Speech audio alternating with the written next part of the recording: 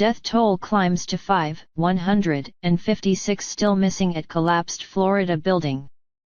The death toll rose to 5 on Saturday at the site of the Florida building collapse, where rescue workers methodically searched for more than 150 missing residents while firefighters made progress in battling a smoldering fire in the mountain of debris. Search and rescue teams found one victim at the site in Surfside, a shore town near Miami-Dade County Mayor Daniella Levine Cava said during an evening news briefing. "Our top priority continues to be search and rescue and saving any lives that we can," Levine Cava said. The search effort has revealed some human remains while 3 other victims were identified and their family members notified, she said. A newly released 2018 report showed that an engineer found evidence of major structural damage beneath the pool deck and concrete deterioration in the underground parking garage of the 12-story oceanfront condominium, 3 years before it collapsed without warning on Thursday as most residents slept. Officials said they still harbored hope that some of the 156 people unaccounted for might be found alive. Firefighters made progress on smoldering fire and smoke beneath the rubble, allowing rescuers to search with fewer limitations, officials said. Aided by dogs, infrared scanning and heavy equipment, rescuers hope that air pockets that may have formed in the debris might keep people alive. "The biggest thing now is hope," Fire Chief Alan Kaminsky said. "That's what's driving us. It's an extremely difficult situation." The engineer's 2018 report, released by town officials, was produced for the condominium board in preparation for a major repair project set to get underway this year. It was not immediately clear whether the damage described in the report was in any way connected with the building's collapse around 1:30 a.m. ET, 5:30 GMT, on Thursday. Cava said officials had not been aware of the report. Vice Mayor Tina Paul called the structural issue described in the document very alarming in an email on Saturday morning. Donna DiMaggio Berger, a lawyer who works with the Condo Association at Champlain Towers South, said the issues outlined in the 2018 engineering study were typical for older buildings in the area and did not alarm condo board members, all of whom lived there with their families. "There's no hair on fire, nothing that says you need to evacuate that building immediately," she said in phone interview with Reuters.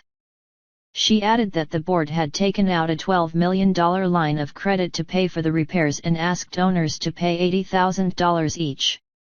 Work had started on replacing the roof ahead of hurricane season and the board was in the process of getting bids on the concrete work, but the pandemic slowed the project, she said.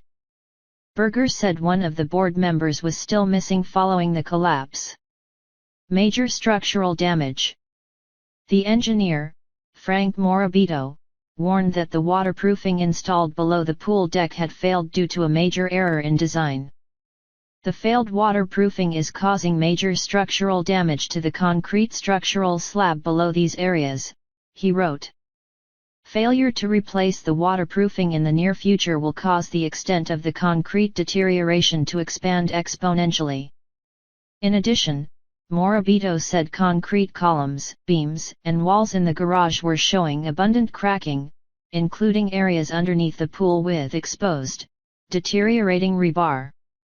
Morabito's firm submitted an 84-page document to the town in April detailing a 40-year building repair and restoration plan for the Champlain Towers South condominium, which was built in 1981.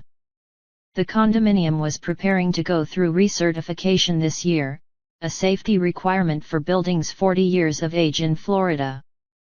The mayor said the county will audit all buildings more than 40 years old within the next 30 days to ensure they have all been recertified. Governor Ron DeSantis said officials were weighing whether to evacuate the condominium's sister building, which was constructed at the same time by the same developer. Satellite data from the 1990s showed the building was sinking between 1 and 3 mm per year, while surrounding buildings were stable, according to Florida International University professor Szymon Udałanski. He said the data could suggest a structural compromise within the building, though it could also have signaled the building was settling into the soil. While local officials provided aid and comfort to resident families, such as hotel rooms and food, search and rescue specialists worked the disaster site on a rotation, with a limited number allowed at any one time to prevent further collapse. Teams from Mexico and Israel arrived to help relieve the locally based crews, many of whom have also traveled to disaster sites around the world. The disaster occurred early on Thursday morning, when a large section of the 40-year-old building crumbled to the ground. Video captured by a security camera showed an entire side of the building suddenly folding in two sections, one after the other, throwing up clouds of dust. The building had more than 130 units, about 80 of which were occupied, officials said. Roughly half appear to have collapsed.